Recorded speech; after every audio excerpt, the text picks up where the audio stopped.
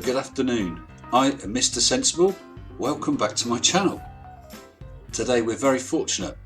We're all going to be schooled by Mr. Nico Cian, or Mr. Nico Cian. I apologise if I got your name wrong, Nico. He runs an online course that debunks globe Earth. Anyone can enrol. Let's find out about it. Okay, so this is udemy.com. It looks like almost anyone can run a course on here, so I'm not going to comment on the quality of the courses. I have no idea. But as you can see, it covers business, IT, personal development, marketing, and so on. And right now, they've got a discount. So it could be a good time to sign up for something. So Nico is running a course on here. Welcome to Nico's Flat Earth School, Supreme Truth. Good stuff, eh? Who'd have thunk it? So let's have a look around at what he's got here. Well, right now his course is just £10.99, which is, I think, just a little over $13. So maybe you should jump in quick because it's going to nearly double to $19.99. So, Flat Earth School, Supreme Truth. Everything they don't teach you in the school and university. Oh. 0 ratings. 0 students enrolled. He last added something in January. It's now just coming up on August, so that's 7 months, and he hasn't had a single student in that time. I don't know how long it's been running before that. Anyway, to go on this course, apparently you must be a real human being who doesn't insult and wants to know the truth. Sounds wonderful, doesn't it? So what do you get for your £10.99? You get 40 lectures, which total only 55 minutes. Oh well, let's have a look. Oh, apparently he was born like any other human being in this world. Did you know I was born at a really young age? So the course is all sorts of usual tripe. Skylines, midnight sun. Notre Dame's a new one on me. Apparently ship captains can't see the Notre Dame Cathedral. Sorry, can see the Notre Dame Cathedral from very, very far away on the seas. Lovely. But of course you only get access to this 33-second lecture if he pays your money. Fortunately, he's been kind enough to give some previews, so perhaps we should have a look at some of them.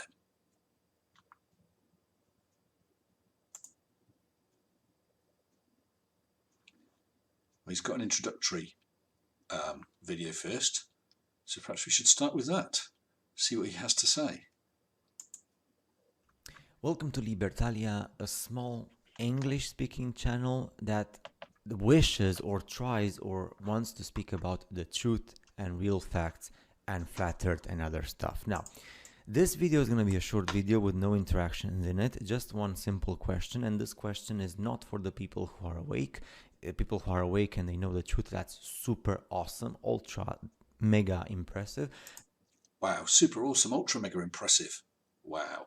This question is for all the other people who write bad words, insult, and treat others who think that the earth is flat. They treat them as if they are the rubbish and garbage and useless pieces of you know what. I don't know what to say to that, but it's not really surprising when people fly in the face of all evidence. Okay, let's carry on a bit. My question for you as a human being who just watches YouTube, I don't care where you live, I don't care what you eat, what your religion is, or what you think, or where you work, I don't care. I literally don't care. The only thing I care about is to actually understand one of two things, or two things. If I ask myself the question, when you open the internet and you read articles and websites and you see 100 million, billion YouTube videos and all this thing with... I'll just stop him there. 100 billion YouTube videos. As we go through some of these samples, you'll see this guy has no idea of large numbers or of scale.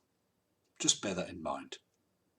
Regarding flat earth versus globe earth, the earth with no curvature and the earth with curvature, gravity, no gravity, space, no space under the dome, alien invasion, no alien invasion, and different stuff. You tell me and leave a comment below, when you go against the flat earth and you accept the globe and you say that you Hold on. Go against the flat earth and accept the globe. You're making it sound as though flat earth is the understood way of the planet. It's the existing proven scientific model, and some few strange people accept a globe. I think you might have that arse about face. Carry on. live on a planet, and you're saying it with your own words that you live on a planet, and the word planet comes from the word plane, and planet planes refer to a plane. No, it doesn't. Planet comes from ancient languages and means wanderer or wandering. The planets were known as wandering stars. Nothing to do with flat. That has no curvature, and you're still saying that the planet you live on is a sphere or a ball or something with the form of a ball that spins in the dark infinite universe, and that the sun is 93 billion miles away. Not 93 billion miles, 93 million miles. Bit of an error there. And the moon is 240,000 miles away. I'll give you that one, well done. Even though everything goes against human nature and observation, that gravity is the reason why we don't float and the oceans are kept to the globe, and water always seeks plane leveling. But he's got a great video on water. You're going to love it when we get to that. there's so many things about that. So the thing is, do you really accept all that as a human being with intelligence, with a brain? Do you really accept it, or because you say that's the truth, or do you accept it because you're freaking afraid of the truth? Because if you're freaking afraid of the truth, and if you say so, I will respect you as a human being, because a human being who actually says and acknowledges the fact that I am super, ultra, mega afraid of the truth, you have my respect. Okay, hands up, who wants to come out of the closet and admit that they are scared, they're freaking afraid of the truth of the flat earth? I can hear crickets. But if you're a human being that you know the truth, but you're still going against the truth just because you don't want to believe, or because you're brainwashed, and even if you have the information you're still being brainwashed, then that's sad, man. That is really sad. Like, if that's when I understand why they're saying that the human being has human DNA, and the human DNA is genetic code. So you see, when you use the word genetic code, if it's a code, Actually, it means that a code I think I'm can going be to stop him programmed. here. So, which means His waffle carries on pretty much in the same vein. Instead, let's go on to the first of his videos. Much more interesting, I think. This one, Horizon. Take it away, Nico. the horizon.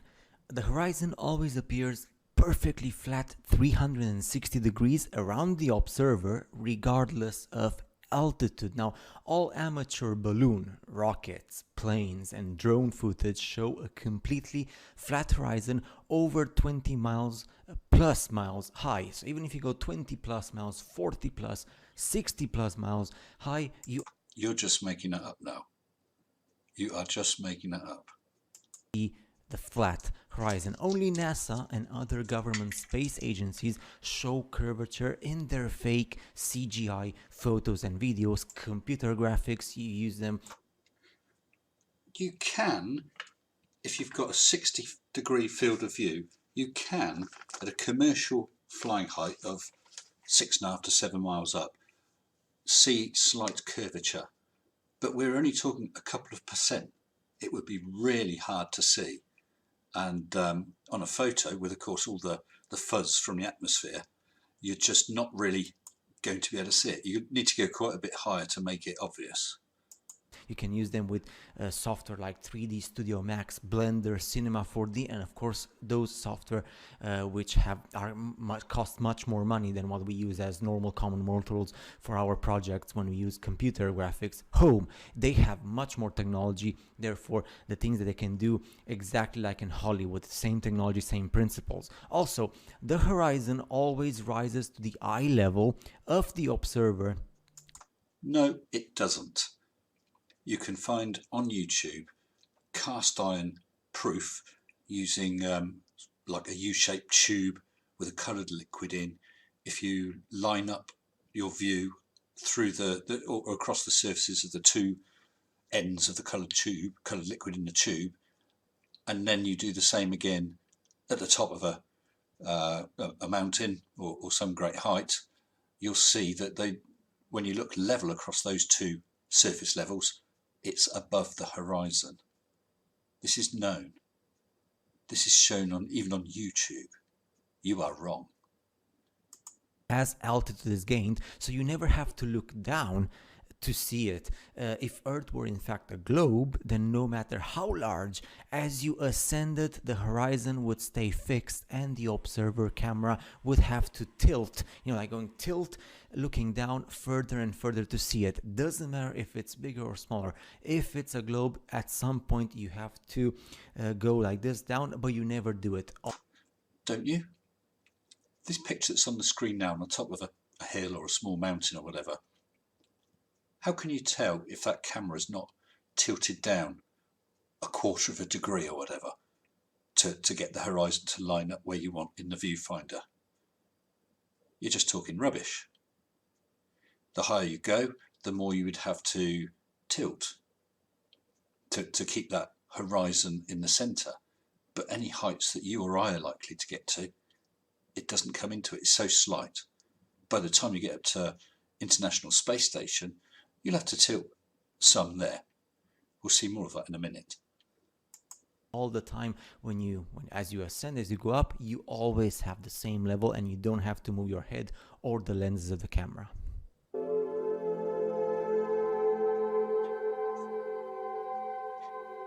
And then he just shows us a bunch of pictures which don't prove anything. So if we have a look at this image is to scale. The scale of the Earth, the scale of the heights. The actual space station obviously is not to scale, otherwise you wouldn't even see it, it'd be so small, and the same with the aircraft. So when you consider this jetliner flying at about 7 miles high, 37,000 feet, look at the tiny distance above the surface of the Earth when you look at it at scale. Then down here you can see the line of sight from that aircraft. How much curvature on this little ball do you think you're going to see? Even from the ISS, as it says, 250 miles high, there's you looking down to the horizon. You can see why you're not going to notice it on a plane. And you can see why at that sort of height you can see curvature. I think that's enough of that one, Nico, and we'll perhaps have a look at your next video. Now, Nico's going to tell us all about water. Pay attention during this 1.5 minute lecture. Water on flat Earth. The natural physics of water is to find and maintain its level. Now, if Earth were a giant sphere, tilted, wobbling and hurtling through infinite space, then truly flat, consistently level surfaces would not even exist. So you just got an argument from incredulity. You just don't believe it. Okay. So it would be impossible. But since Earth is in fact an extended flat plane, this fundamental physical property of fluids, including water, finding and remaining level is consistent with experience and common sense. You said it's a fact that it's a flat plain. You have got evidence of that then, have you, Nico? Furthermore, rivers round down to sea level, finding the easiest course, north, south, east, west, and all other intermediary directions over the earth at the same time. Yeah, rivers always find their way downhill, the easiest course. But looking at your image on the right then, what the hell? If this is how you think the globe Earth would behave, you're a sandwich short of a picnic. Do you really think that the North Pole is the top of the Earth and the South Pole the bottom, and so all water would run down towards that? If it was the case that there was a top and a bottom, what's pulling the water all down towards the South Pole? What is down? Water is pulled, everything is pulled towards the centre of gravity, towards the centre of the Earth. That's why rivers flow downhill from a higher point, i.e. further away from the centre of the Earth, to a lower point, closer to the centre of the Earth.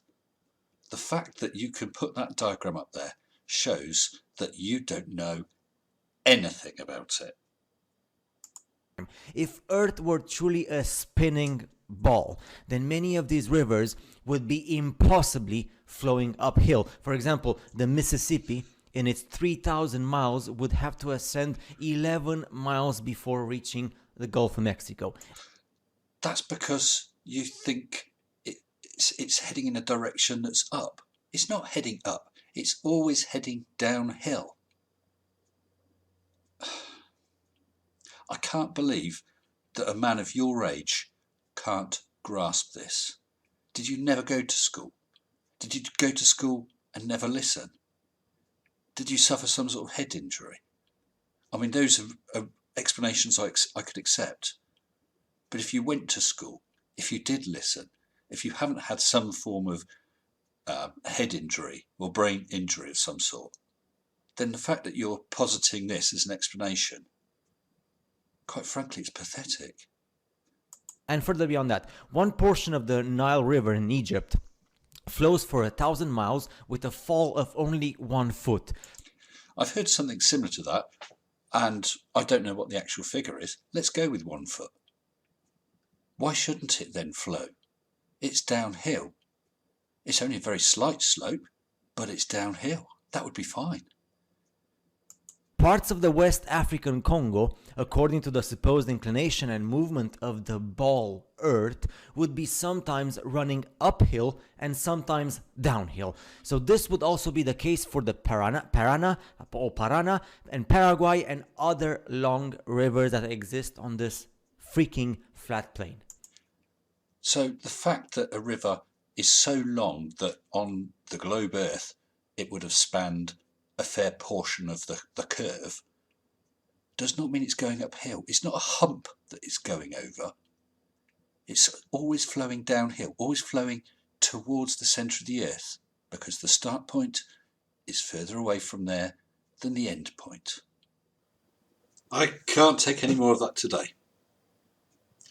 We'll continue the lessons tomorrow, so please come back for part 2. If you haven't subscribed already, please click the little ball down in the corner and don't forget to hit the notify bell so that you get warnings when I release a video. Also, please don't forget that the Retarded Conspirator Cheese Awards are active for nominations at this time, and the rate my subscribers are going, it won't be too long until we go into voting. So look forward to seeing you all there. So please have yourselves a good day. Until tomorrow, stay sensible. Shut up and sit down.